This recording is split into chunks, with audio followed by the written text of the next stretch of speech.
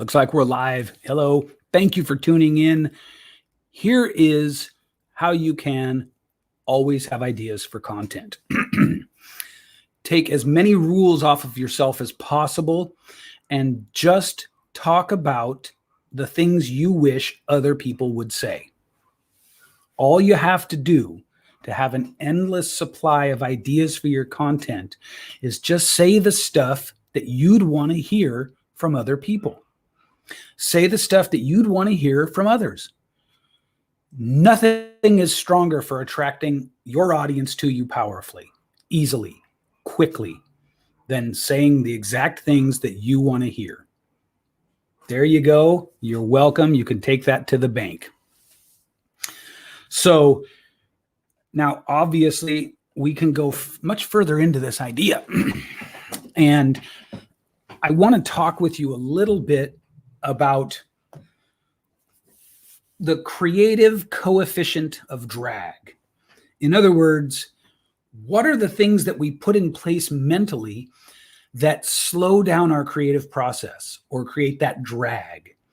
If you don't know what drag is, it's like how dragsters have the parachutes that pop out the back, right? When it's time for them to slow down, a little parachute pops out.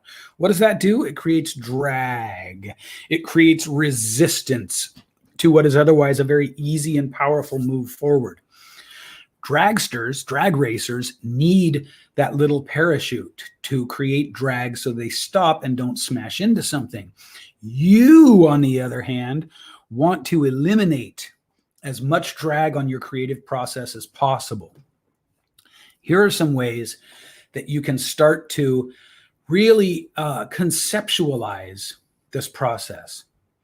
So one of the things that as creative types, as content creators, entrepreneurs, business owners, writers, experts in different things, one of the things that we face, because all of us have in common that we are basically building our empires out of thin air.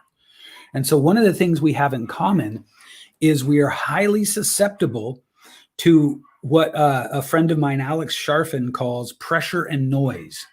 Pressure and noise. You may know it as shiny object syndrome. You may know it as imposter syndrome.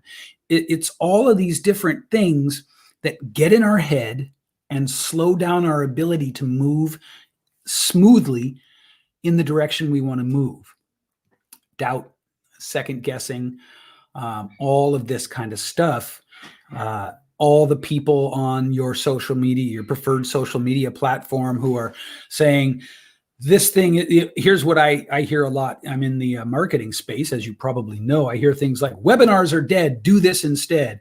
Email lists are dead, this is what you need to know. Nothing is dead. And when people say that to you, it just creates pressure and noise on your ability to make decisions. So what you need to do is reduce that. You need to be very strict, maybe not strict, maybe that's not even the right word.